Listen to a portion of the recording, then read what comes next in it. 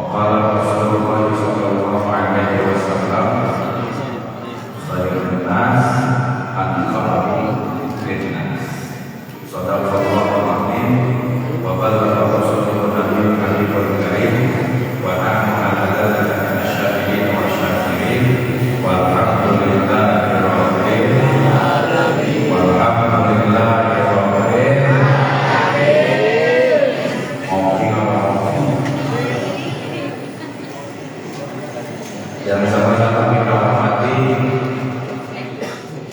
Bapak saya yang mewakili pengurus DNI, juga Bapak Haji Bapak Syukur Syukri yang sama-sama kita hormati, sahabat saya Sabda Sari yang lama pengurus DKM yang baru saja dilantik. Mudah-mudahan Allah selalu berikan kesehatan kita dapat menjalankan amanah ini dengan sebaik-baiknya. Bapak-bapak dan ibu-ibu yang kita semua berharap mudah-mudahan selalu mendapatkan curahan rahmat dari Allah Subhanahu wa Ta'ala. Amin ya rabbal alamin. Kenapa orang sambungan pasti kalimat yang pertama alhamdulillah. Kalimat yang pertama pasti puji syukur kepada Allah. Karena memang pantas dan layak kita mensyukuri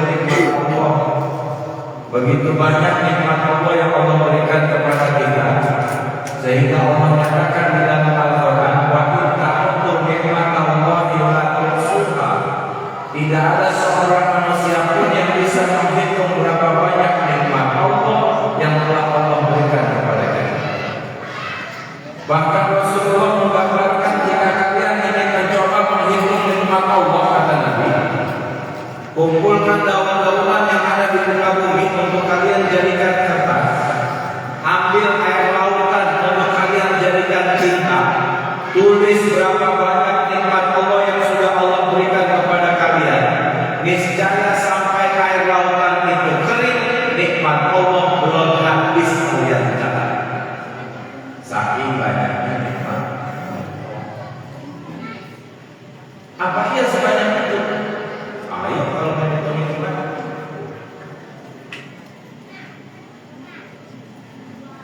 Udah Allah berikan nikmat kepada kita begitu banyak. Kita dijadikan nikmat baginda Nabi besar Muhammad. Maka itulah nikmat Allah yang paling sempurna dan paling parah. Maka pantas ketika kita mensyukuri nikmat Allah. Pernah nggak kita hitung di dalam tubuh kita ada yang namanya jantung? Berapa kali jantung berdetak dalam setiap hari? Kata dokter, waktu ayah saya masuk rumah sakit, jantung itu berdetak 1 menit, normalnya 60 sampai 90 kali. Dari mana hitungnya? Pegang kurang nadi, hitung 1 menit. Kalau kurang dari 60 berarti lemah jantung. Kalau lebih dari 90 berarti kecepatan jantung. Kalau 1 menit 60 sampai 90 kali denyut jantung ini berdetak, berapa kali dalam 1 jam? Berapa kali 24 jam? Berapa kali selama kita hidup di dunia ini jantung kita berdetak? Ada yang bisa ngitung? Kopek.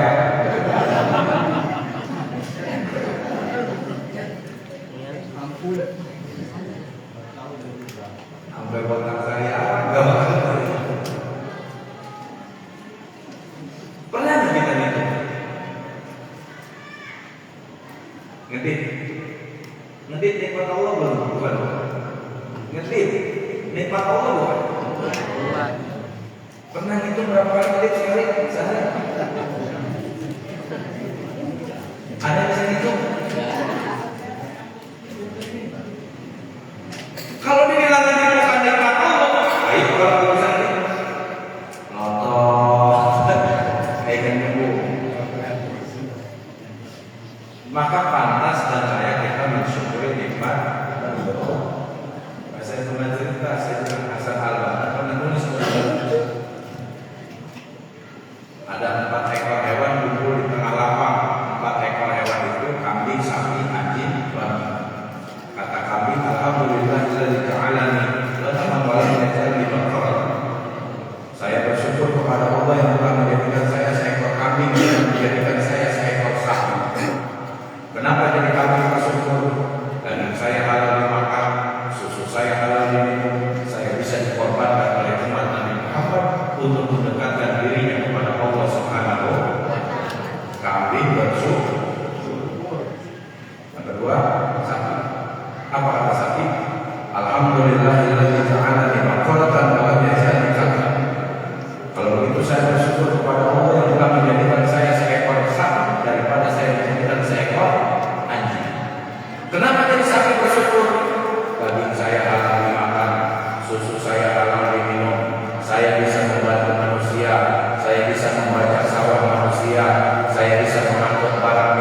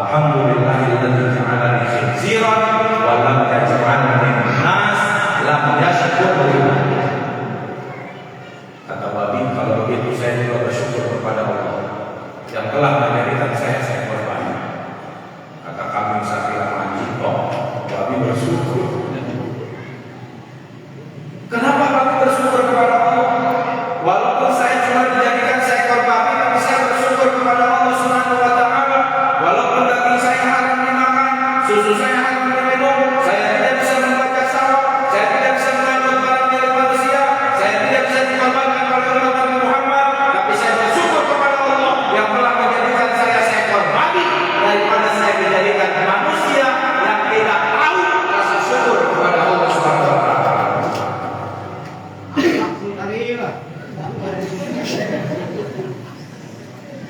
Jadi orang-orang yang tidak tahu rasa syukur sama Allah derajatnya lebih rendah daripada Nabi.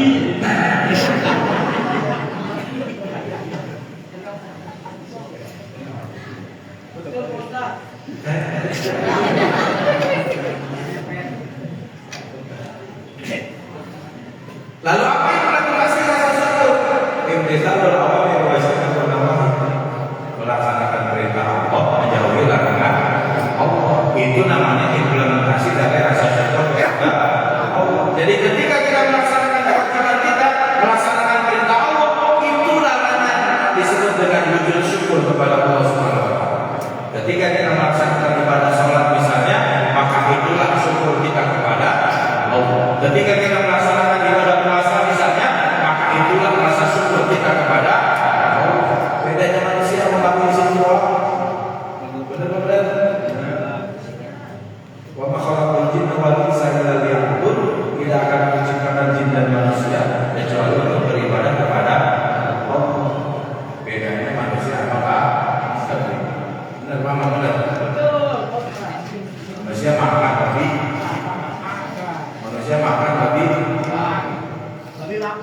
makan. Manusia minum tapi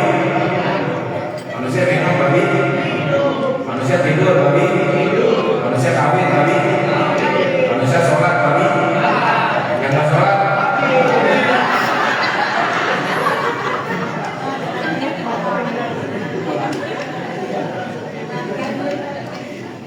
Kalau ada lakinya nggak suka sholat berarti ibu punya suami. Bapak punya istri nggak suka sholat berarti bininya. Punya anak nggak suka sholat berarti anak. Jadi keluarga.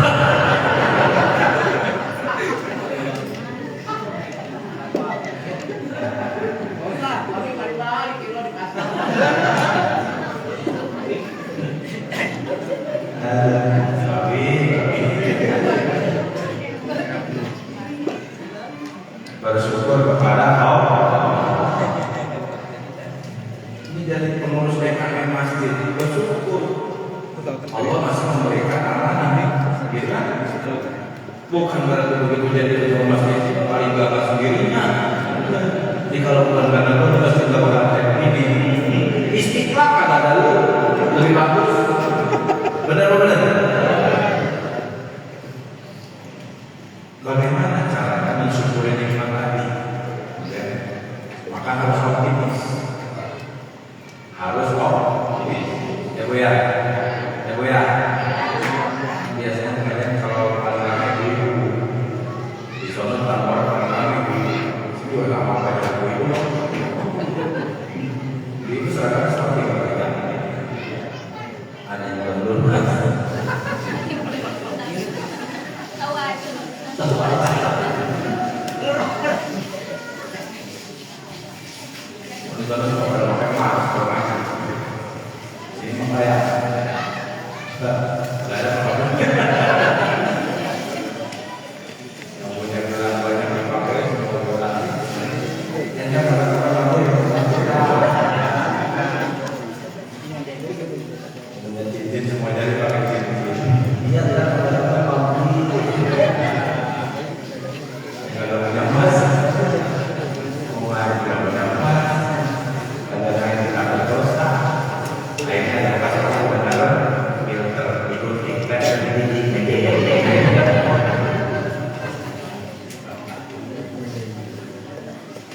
Jadi pengurus DKM masih optimis.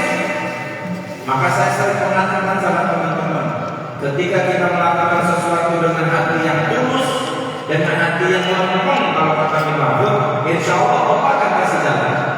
Optimis. Pak, ini saya kasih cerita. Ada orang namanya Sulaiman. Ada namanya?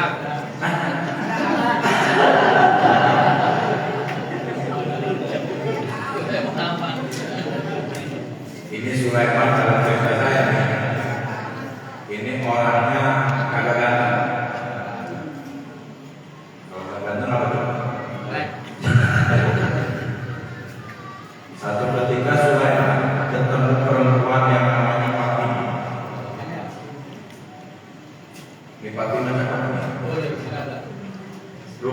Sulaiman kesengsem sama Fatimah. Akhirnya Sulaiman datang ke tempat Kiai. Kiai gimana? Nah, apa man? Saya kesengsem sama perempuan namanya Fatimah. Fatimahnya mana?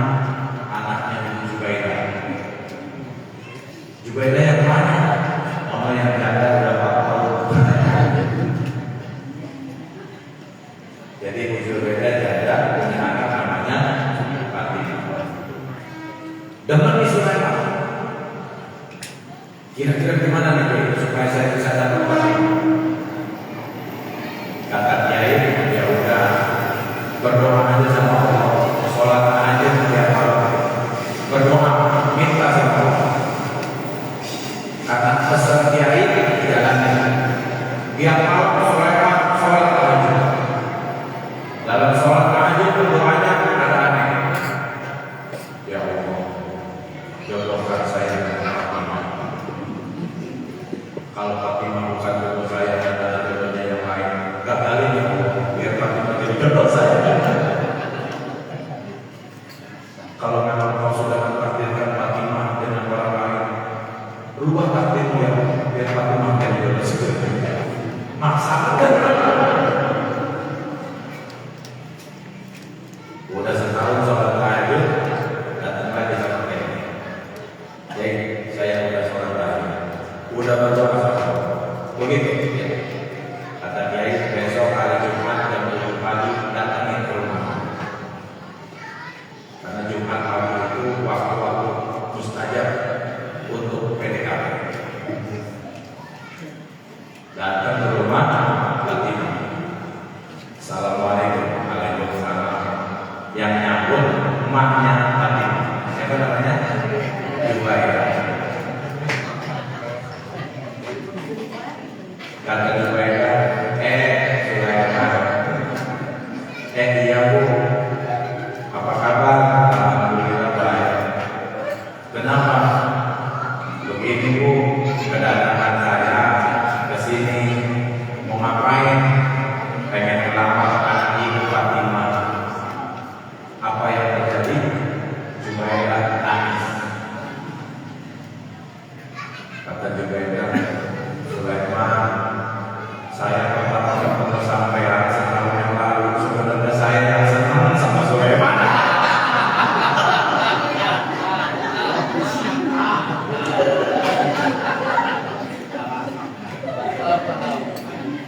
Waduh, kata Sulaiman.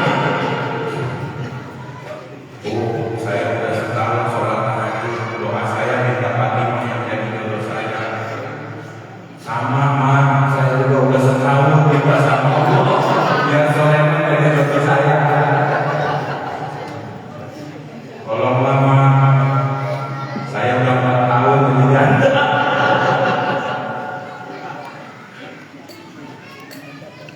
Akhirnya Sulaiman gak bisa jawab. Sulaiman pulang. Di tengah jalan di rumah, ya Allah, ini kenapa malaikat salah laporan sama aku? Saya kan mintanya Fatimah, kenapa yang bawa saya juga ya? Malaikat bisa lain.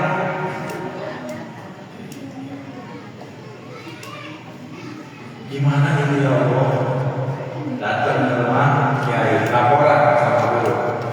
Kenapa mak begini Kiai? Ceritain mereka dulu. Udah Kiai, kata gurunya, man kamu pulang. Istikharah man 12 malam. Setiap rakaat baca 12 ayat. Dikerjain oleh man 12 malam istikharah. Udah selesai istikharah 12 malam, datang lagi ke Kiai. Kiai, saya udah selesai istikharah. Apa petunjuk dari Allah? Agak ada tuh. Terus gimana? Kayaknya udah lagi. Gak ada Fatimah Jubaidah itu nggak apa-apa.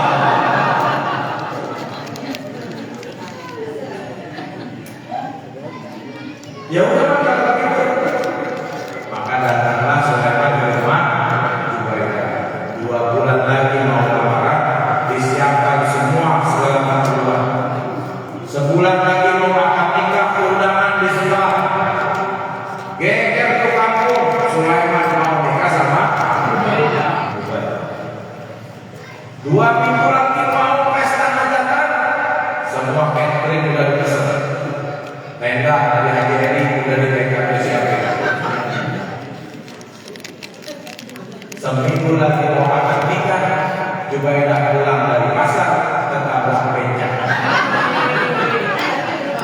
Nyungsep masuk selokan mati. Inna lillahi wa inna ilaihi raji'un. Seminggu lagi mau nikah. Musyawarah keluarga besar almarhumah Jubaidah. Ini undangan sudah disebar, makanan sudah dipesan, tenda sudah dipasang.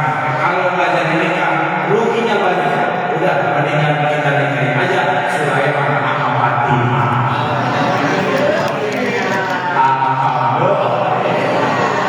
Lawannya gimana?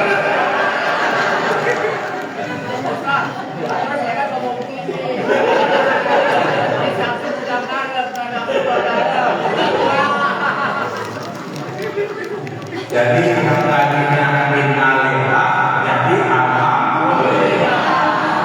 Begitu putusan keluarga Sulaiman akan dinikahkan dengan Fatimah. Akhirnya Sulaiman mengucapkan sama Allah, ya Allah, apa ternyata malaikat nggak sama orang.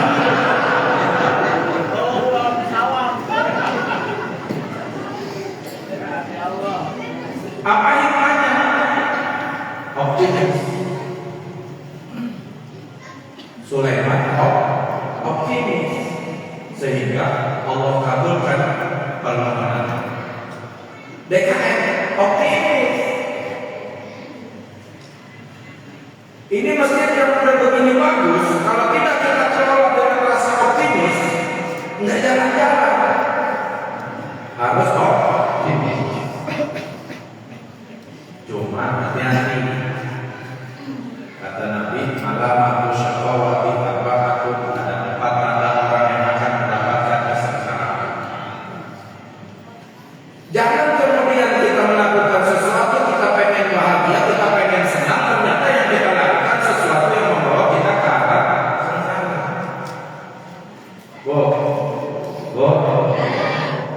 Terus ini.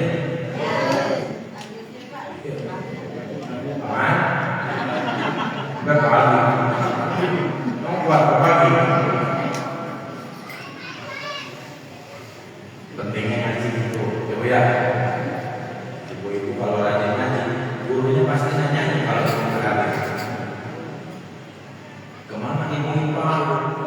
Ibu-ibu saat itu saja bacain Fatihah buat ibu-ibu. Yang ngaji 100 orang baca Fatihah buat ibu-ibu. Fatihah orang 40 mustajab. Kalau suka mati begitu sakit sampai Fatihah. Benar. 100 orang selesai dibuat pengajian, maju sama istrinya kalau dia kumpulan orang. Ada yang 100.000, ada yang 50.000, dapat duit 2 juta. Bubar haji nengokin ke rumah ibu. Makin pasar nangke beliin pepaya 2 juta.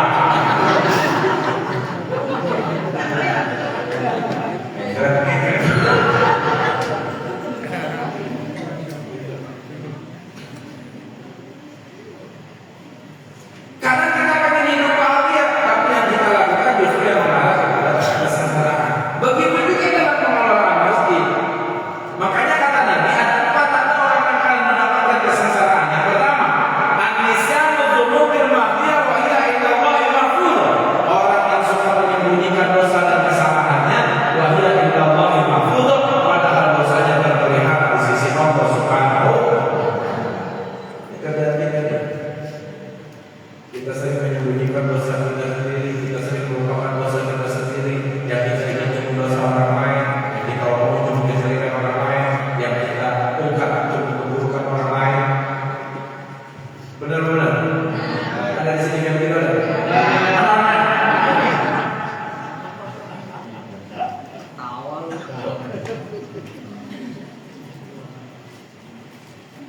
Maka kata semut istirahat dan jelas kelihatan, gajah di depan mata tidak.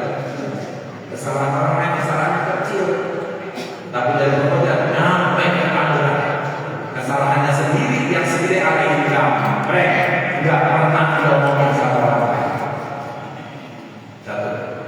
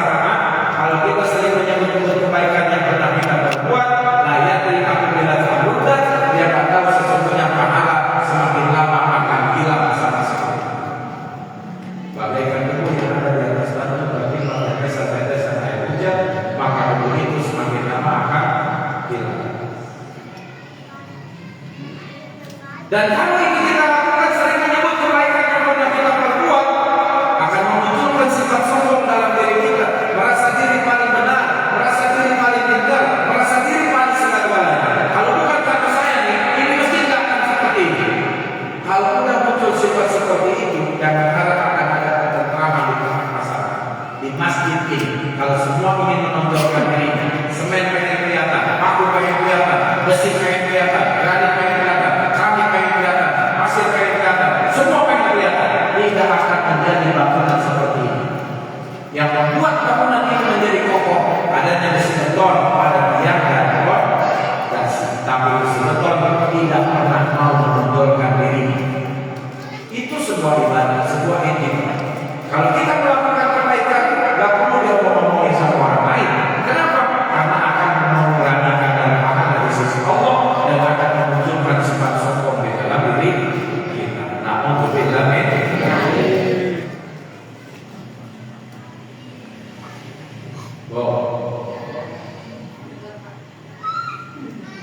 kata maqalah al-mar'atu imadul bilad. Perempuan itu tiangnya negara. Kalau as-sholatu iman, kalau sholat tiangnya agama. Kalau perempuan tiangnya negara. Kalau Bapak pengen tahu kampung itu kampung baik apa kampung jelek, itu lihat perempuan. Ini rumus. Ini kita mau datang ke suatu desa, ke suatu kampung. Kita pengen tahu kampung itu bagus apa jelek. Lihat perempuan. Kalau perempuannya akhlaknya baik-baik, bagus-bagus, pengajiannya jalan, maka itu kampung yang baik.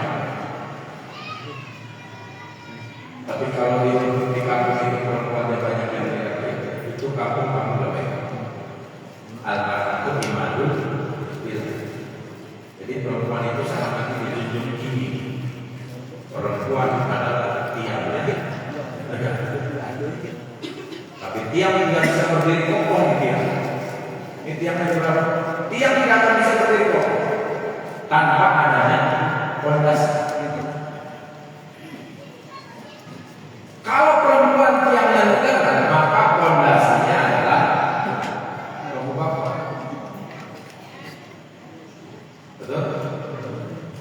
Fondasinya adalah bapak. Fondasinya satu, tiangnya boleh dua, boleh tiga, boleh empat. Amin.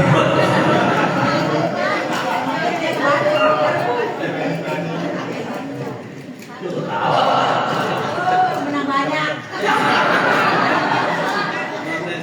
Ini saya lagi ngomong tiang. Ini kan fondasinya satu nih. Fondasinya satu. Tiangnya boleh dua, boleh tiga, boleh empat. Amin Pak.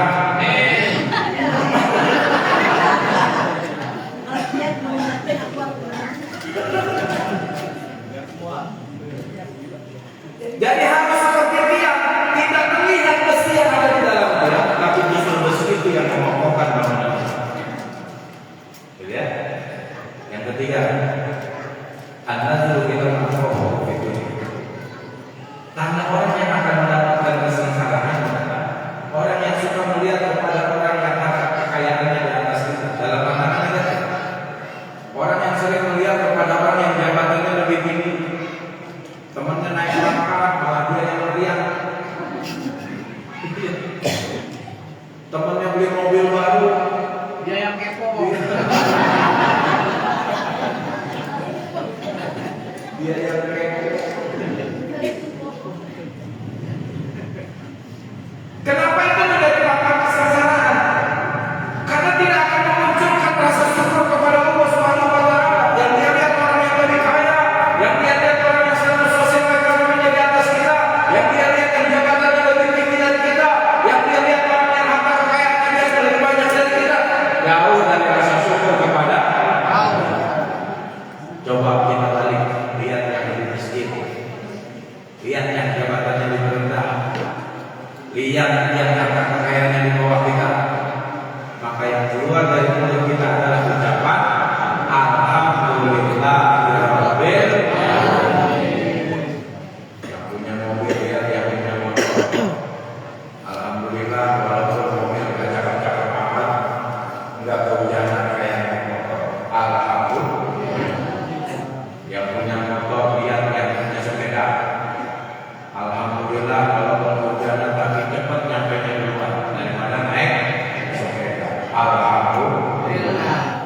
Yang naik sepeda, yang jalan kaki, alhamdulillah walaupun keringetan di goes tapi nyampe lebih dulu daripada yang jalan kaki. Alhamdulillah. Yang jalan kaki lihat yang nggak punya kaki. Ada nggak orang yang nggak punya kaki? Dulu di orang ada tuh ya, orang nggak punya kaki nggak punya tangan, itu duduk mintanya. Sebab pangkal itu pasti kemana? Orang nggak punya kaki masih bisa hidup.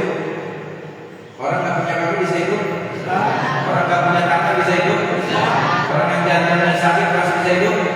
Orang yang ginjalnya rusak masih bisa hidup. Bisa cuci darah. Orang yang nggak punya kepala masih bisa hidup. Nah, itu pemeging sawah.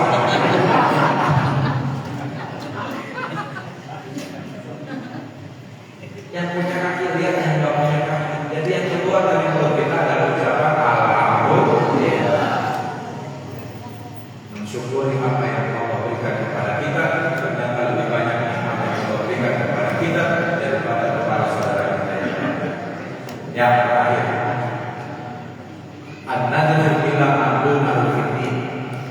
Orang yang suka melihat kepada orang yang agamanya lebih rendah dari kita. Orang yang suka melihat kepada orang yang ibadahnya lebih malas dari kita. Orang yang suka melihat kepada orang yang ngajinya menuntut ilmunya lebih malas dari kita. Kenapa ini menjadi pamungkas masyarakat? Tidak akan memotivasi diri kita untuk meningkatkan kualitas keimanan, ketakwaan, ibadah dan ilmu pengetahuan. Bagaimana mau meningkatkan kualitas ibadah, meningkatkan kualitas ilmu pengetahuan? Yang kita lihat orang yang lebih malas, yang kita lihat orang yang lebih bodoh, yang kita lihat orang yang nggak mau ngaji, diajak ngaji, ngaji, kamu usul kagak ngaji? Jangan melihat usul. Ada usul. Sorry so.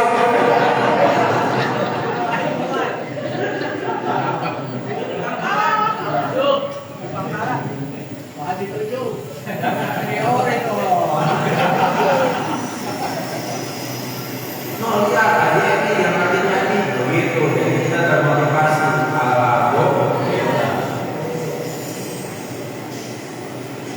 Ini DKM. Ini DKM banget nih. Besok bakal bikin pengajian. Kubarin. Kalau amat bisa buat kalau diri menang kubarin.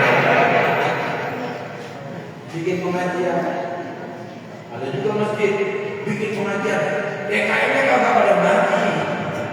Yang aja orang lain, yang dari sono, yang dari mari, yang numpang juga, DKM-nya nggak ada. Ada tuh masih begitu ada. Sono Singapura. Besok-besok pilih pengajian. Udah ada tambahin. Insya Allah. Nggak ada rugi. Juru suka di majelis ilmu, juru suka di rodotil jannah. Duduknya kamu di majelis ilmu sama dengan duduknya kamu di taman surga. Ibu-ibu berangkat dari rumah menuju masjid ini, setiap langkah dicatat 10 kebaikan, dihilangkan 10 keburukan, dilindungi oleh para malaikat rahmat. Parah, begitu juga pulang. Haji. Cuma memang yang namanya pahala kagak kelihatan. Beda sama yang kelihatan. Orang kita maunya kelihatan. Kata Ustaz tadi, duduknya di majelis ilmu sama dengan duduk di taman surga. Orang datang ke pengajian setiap langkah dicatat 10 kebaikan dan dihilangkan 10 keburukan, diangkat 10 derajat, dilindungi oleh malaikat rahmat. Berhubung pahalanya kagak kelihatan, pada mana saya punya? Benar. Orang kita maunya yang kelihatan. Benar. Benar kan nih? Ayat berapa?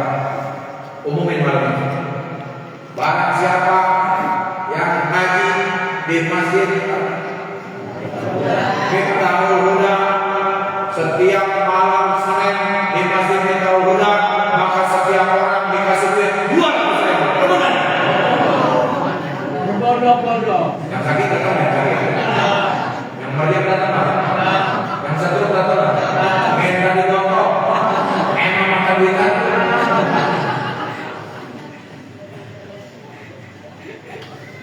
Kalau